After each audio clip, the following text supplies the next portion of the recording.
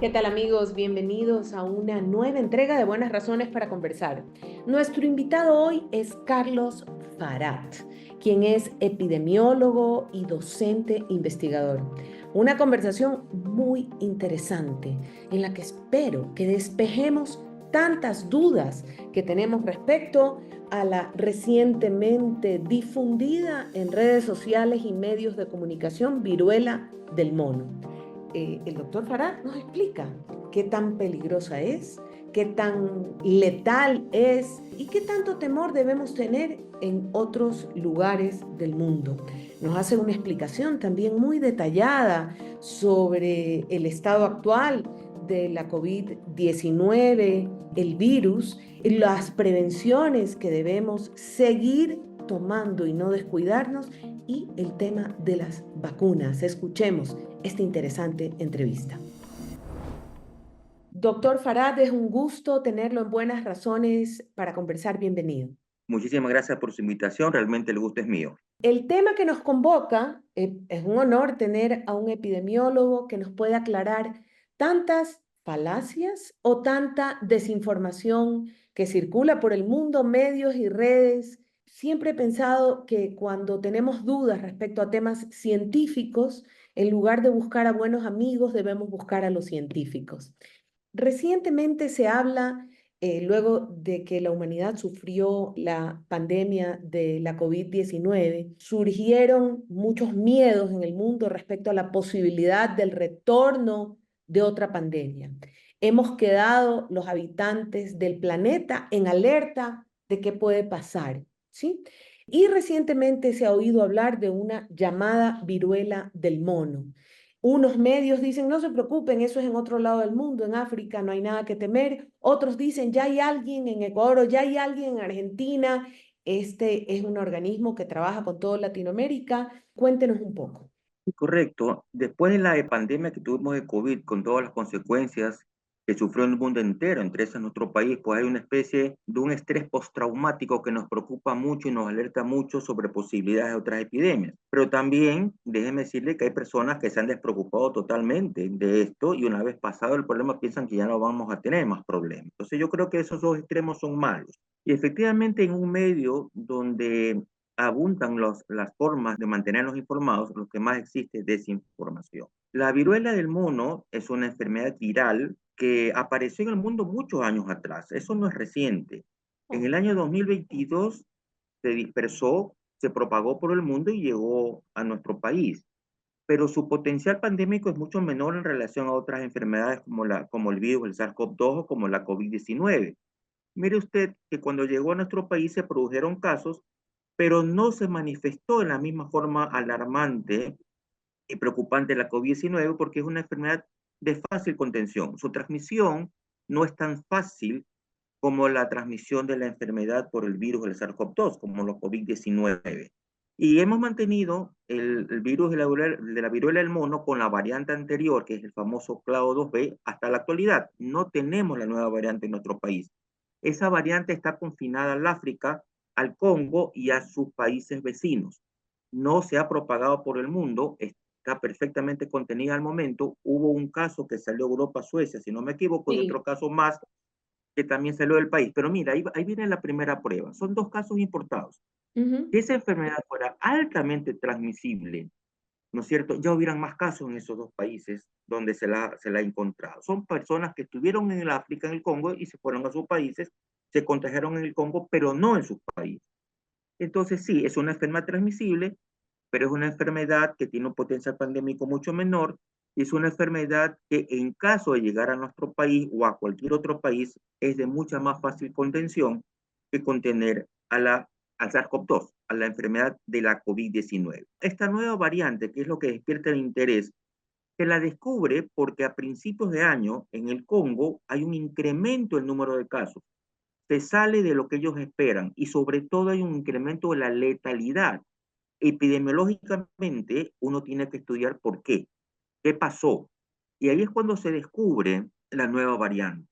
Ahora, aparte de eso, hay que sumarle otras condicionantes o determinantes de la salud de la enfermedad que sí afectan en la propagación del virus. Por ejemplo, En el Congo hay un muy mal servicio de salud pública. Dos, las condiciones socioeconómicas son muy malas y las condiciones socioculturales o culturales hacen que las personas de estos países permanezcan o vivan en familia y por la condición socioeconómica incluso en hacinamiento.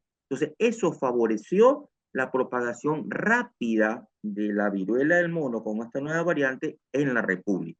Y al principio, cuando no se la detectó, y como el sistema de salud del Congo no fue capaz de detectarlas a tiempo, sino muy tarde, también porque las personas acudían muy tarde donde el médico, se incrementó la mortalidad. Si hubiéramos conversado de esto hace mes y medio atrás o 2 meses, yo le hubiera dicho, ¿sabe qué? La letalidad está por encima del 3%. Y antes estuvo por encima del 10%. Pero ahora que ya intervino la OMS, que hay ayuda internacional, que se han ajustado los procedimientos de vigilancia epidemiológica de atención, la letalidad está por debajo del 1%. Letalidad es el número de personas que Qué mueren muerte. producto de la enfermedad. Está menor al 1%, está en el 0,84%, o sea, es bajísimo. No tenemos que despreocuparnos, tampoco tenemos por qué entrar en pánico o en una alerta exagerada. ¿Por qué la OMS la declara como enfermedad de salud pública de interés internacional? Por Ujú, varias razones. Y créame que lo ha hecho muy bien, a diferencia de lo que pasó con la COVID-19, donde la OMS se demoró muchísimo en ujú. declarar la ESPI y peor en declarar la pandemia. Bien. Está muy bien ahora, porque primero no pudieron contener rápidamente la transmisión, segundo, traspasó las fronteras del Congo a los países vecinos y tercero, porque es una alerta temprana a todos los países del mundo para que se preparen en caso de que comience a propagarse. Y lo más importante es que con esa ESPI llama a la ayuda internacional para trabajar coordinadamente y contener o mantener la enfermedad en ese territorio y que no se propague por el resto del mundo. Entonces, tenemos que prepararnos, sí, tenemos que estar alertas a reconocerla, tenemos que estar preparados con medicamentos. El Ministerio de Salud Pública ya está haciendo el proceso por adquirir vacunas que no está Ujú. destinada para Raimundo y todo el mundo, sino para grupos específicos. Entonces está bien que nos preparen, pero no hay por qué entrar en pánico.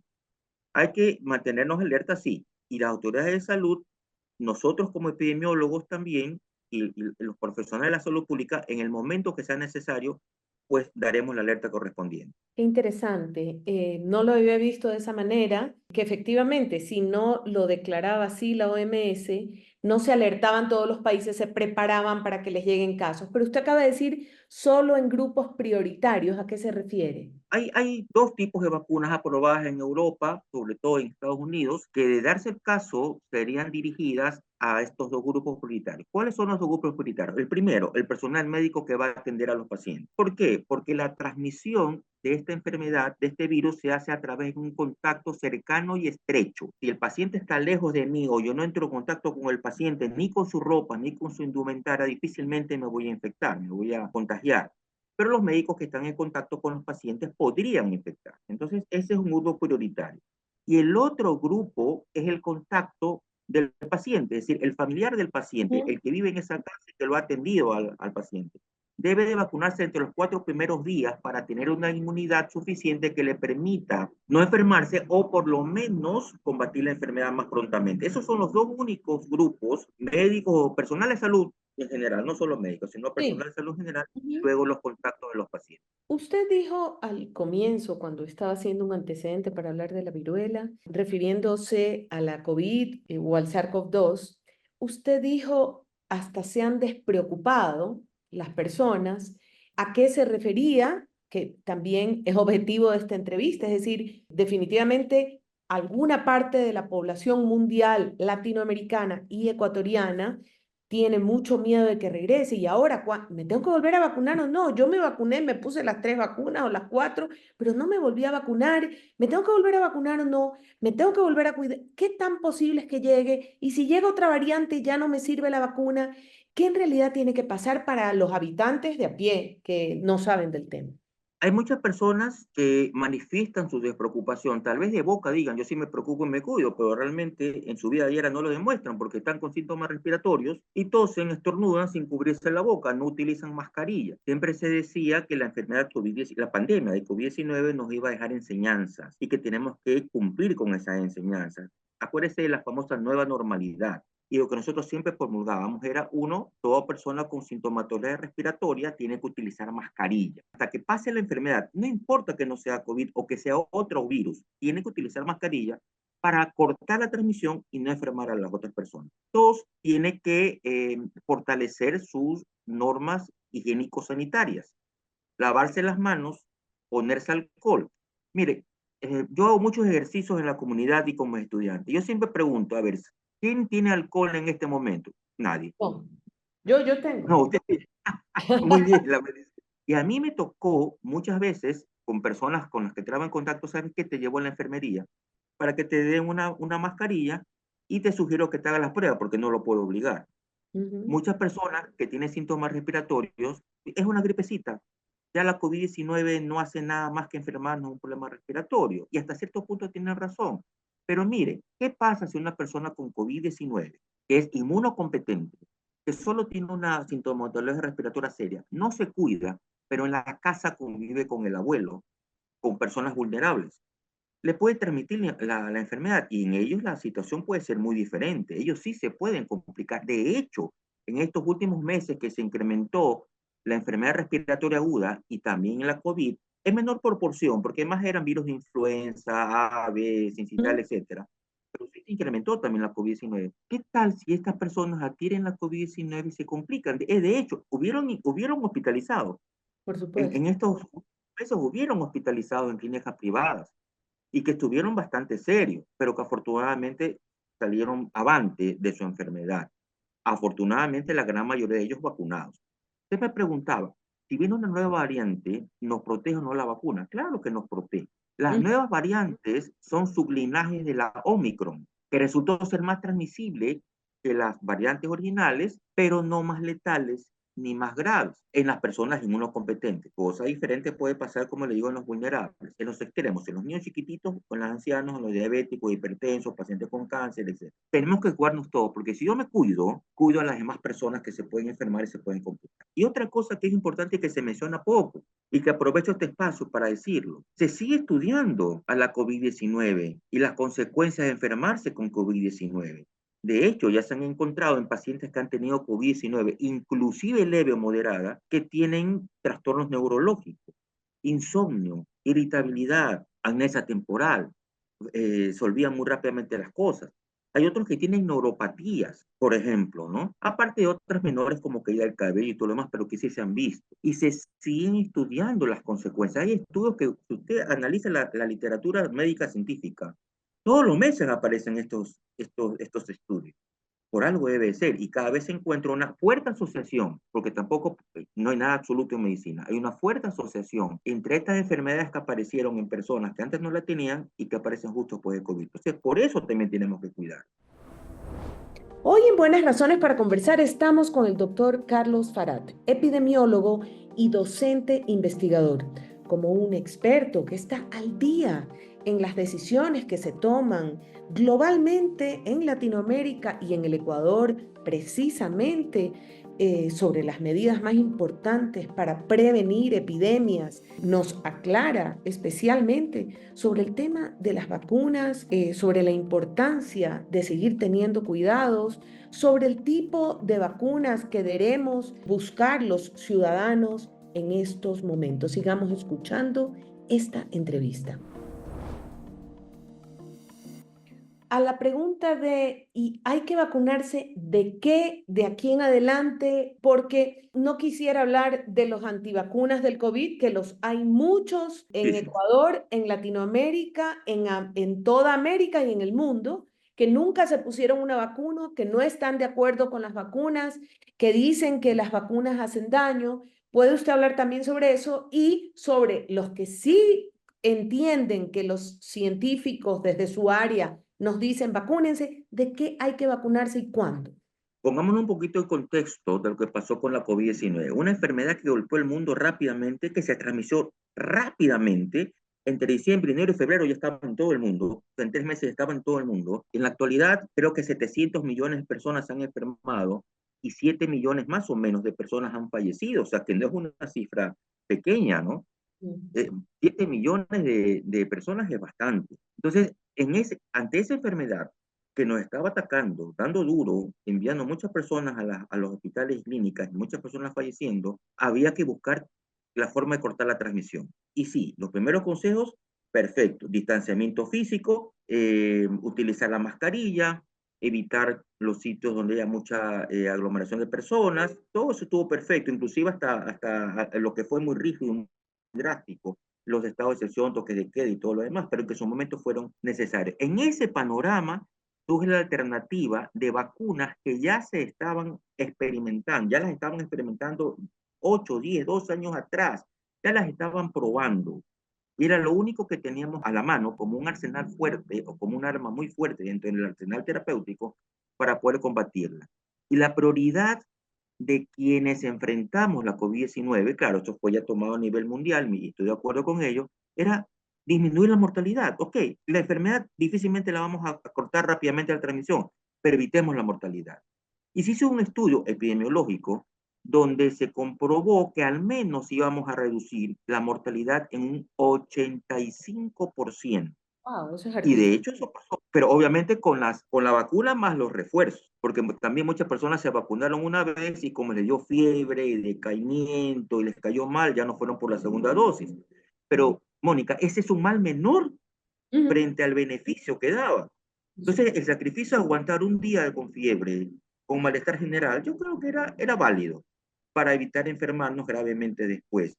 Cuando aumentó la cobertura de la segunda dosis, es decir, del primer refuerzo sería, Ujú. la segunda dosis, ya vimos cómo la curva de mortalidad comenzó a disminuir. Y en menos de un año tenemos una mortalidad bajísima. Llegamos a tener una mortalidad bajísima. No la desaparecimos, pero sí llegamos a tener. ¿Por qué no la desaparecimos? Porque lamentablemente habían personas que tenían dosis incompleta o simplemente no se habían vacunado. Y eso también se puede ver claramente cuando los pacientes fallecidos se investigaba y uno veía cuántas vacunas se habían puesto y la mayor parte de las personas fallecidas tenían una sola dosis de vacuna o simplemente no se habían vacunado.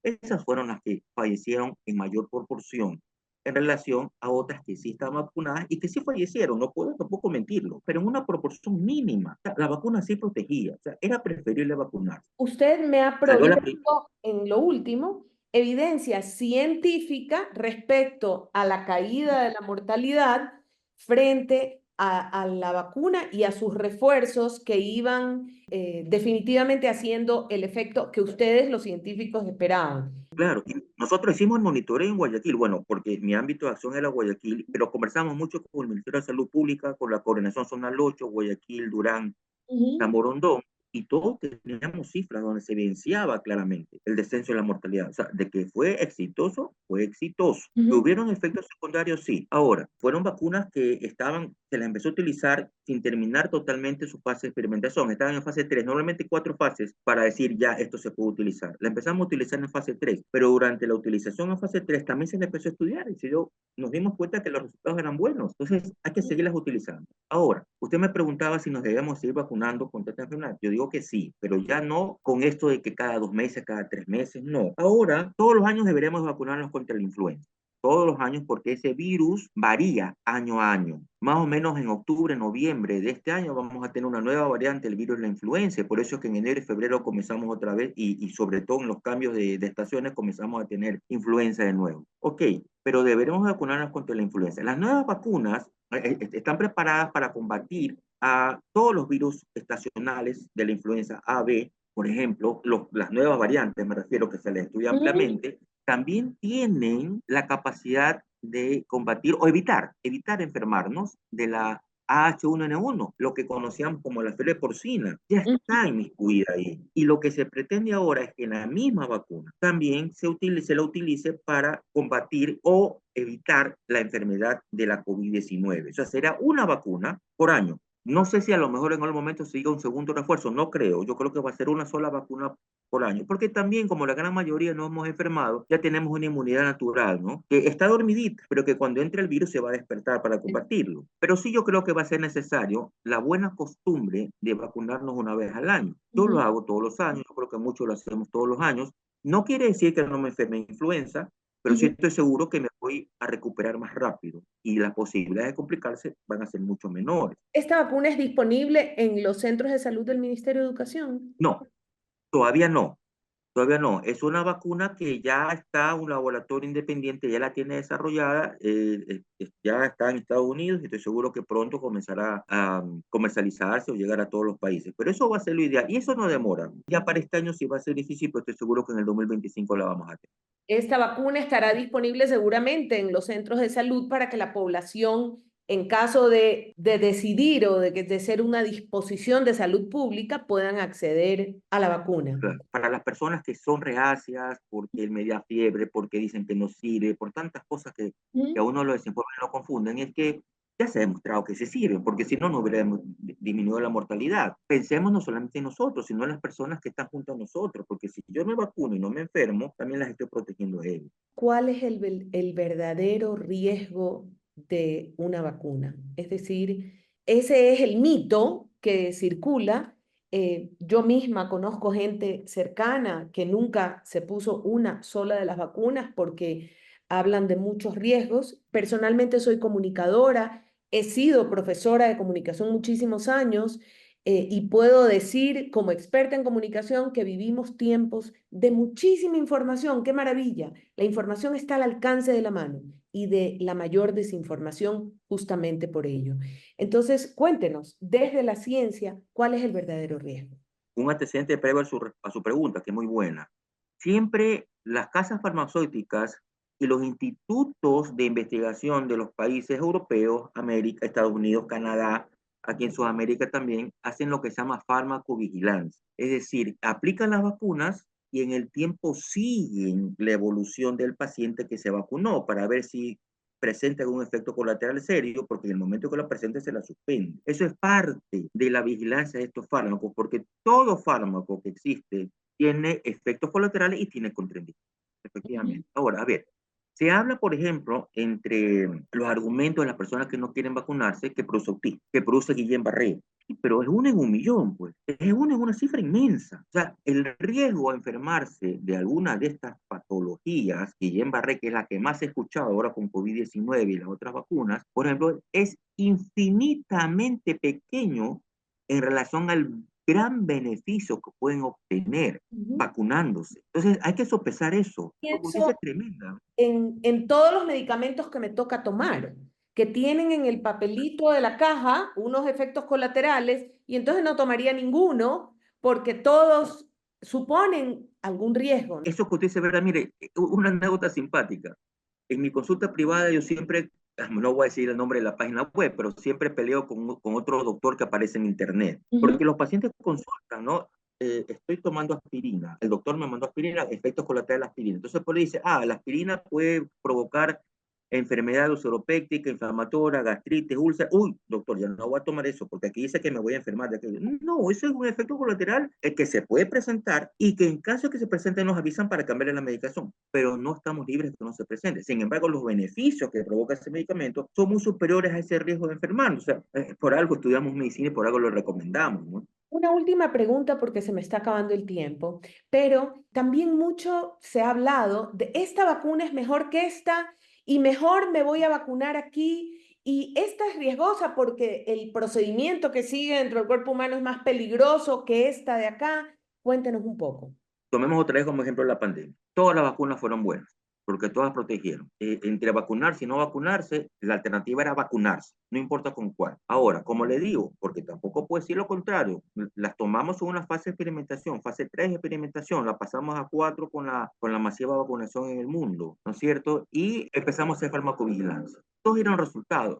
Había una, y ya ahora sí la puedo nombrar porque ya es un hecho conocido y documentado, la vacuna de AstraZeneca. Al principio se decía no, porque esa vacuna provoca efectos tromboembólicos, cerebrovasculares muy serios, y se hicieron estudios muy rápidos donde se demostró que el número de pacientes con tromboembolismo o enfermedades cerebrovasculares era exactamente igual al número que había antes de colocarse la vacuna. Entonces se la siguió vacunando. Pero ahí viene la farmacovigilancia. La farmacovigilancia no termina con un año, eso se hace en el tiempo y se sigue haciendo. Y después de un tiempo, la misma AstraZeneca dice, sí, hemos encontrado pacientes con accidentes o eventos cerebrovasculares tromboembólicos a los que se atribuye como causa la vacunación con nuestra vacuna y ya la retiraron. Pero igual funcionó, ¿no? Pero bueno, qué bueno. ¿Se dieron cuenta de eso? y se la retiró. Ahora, ¿cuáles nos quedan? De esas, la de Moderna, la de Pfizer, la vacuna, la china, y todas son buenas. ¿Cuál es mejor? Hay estudios que han hecho biólogos moleculares y muchos se inclinan por una de estas, que es la de Pfizer, y que también lo digo porque también está publicado. Pero yo creo que en el momento de elegir, tengo que vacunarme porque se incrementó el número de casos. Yo con cualquiera de las que tenemos nosotros, que son la vacuna china y la de Pfizer, yo me vacunaría sin ningún problema. De acuerdo. Muy interesante. Además, me quedo con muchos aprendizajes respecto a la evidencia que debe conducirnos a los ciudadanos a tomar decisiones respecto a nuestra salud y la de nuestra familia. No me queda tiempo para hablar de los niños y creo que ese es un tema especial, el de los niños, que además a mí me parece gravísimo porque no tomamos decisiones por nosotros mismos, sino por aquellos que no las pueden tomar aún, que es en el caso de las vacunas de los niños. Así es que seguro lo volveré a buscar para una Que entrevista. ese es un tema importante, toda la orden también para tocarlo cuando usted me Es un invite. tema importantísimo, sobre todo, como digo, no deciden por sí mismos. En el caso de la vacuna contra el COVID o la influenza, que decidimos los adultos usarla o no, definitivamente tenemos el poder de decidir sobre nuestras vidas. Pero en el caso de un niño pequeño y estos antivacunas, inclusive de la triple, de la MMR, que no me acuerdo cómo le decimos en Ecuador. Bueno, por ahí hay muchísima evidencia para que las personas se informen correctamente y se den cuenta que esas vacunas salvan vidas y han erradicado una enfermedad y están haciendo que otras estén a punto de eliminarse. Le voy a hacer una última pregunta, aunque me pase unos minutos. No, Usted acaba de usar la palabra evidencia y es una discusión que tuve con unos antivacunas hace poco, cuando hablé de la evidencia científica y me dijeron, pero si luego AstraZeneca ya descubre y la retira, quiere decir que cuando te hablaron de evidencia científica estaban equivocados, o sea que los científicos están equivocados. Entonces le dije, esa es la ciencia. La ciencia sigue investigando y de eso se trata. Pero así yo lo es. espero de la boca de un científico, no de la mía, que soy comunicadora. Como digo, eso es parte de la farmacovigilancia. Si no se hubiese hecho, nunca se hubieran dado cuenta de aquello. Pero aunque se lo descubrieron, en el momento o durante el lapso de tiempo que se lo utilizó, también salvó vidas. Hubo efectos colaterales, tal vez en mayor número que las otras vacunas, pero muchos se beneficiaron. No, y hay muchísima evidencia. Ya no tenemos viruela en el mundo. Eliminó más de 60, 70 millones de personas en el siglo XVI y Ujú, hasta el siglo XX, desde el XVI hasta el siglo XX, mató a casi 200 millones, perdón, 300 y 500 millones de personas. Se ujú. vacuna y ya nadie muere de viruela. O sea, hay evidencia muchísima para poder decir que la vacuna sí sirve. Le agradezco muchísimo, doctor Farah, muchas gracias por estar en Buenas Razones para Conversar y espero volver a invitarlo. Un placer, estoy siempre a la hora. Muchas gracias. Hoy estuvo con nosotros el doctor Carlos Farad, epidemiólogo y docente investigador. Con él hemos hablado sobre la viruela del mono, sobre su verdadera letalidad de este lado del mundo. Hemos hablado sobre la situación actual de virus, sobre las medidas que debemos tomar los ciudadanos, sobre las vacunas que debemos tomar, pero sobre todo nos ha ayudado a entender sobre la farmacovigilancia, que es el procedimiento que siguen los ministerios de salud, los sistemas de salud de los países y la comunidad académico-médica para vigilar el comportamiento de las vacunas y de los fármacos en general cuando son utilizados por los pacientes local y globalmente. Les agradezco por haberme acompañado en este podcast. Buenas razones para conversar. No dejen de buscarnos en nuestras redes sociales @cabipunk y en nuestra página web www.ipank.org. Hasta pronto.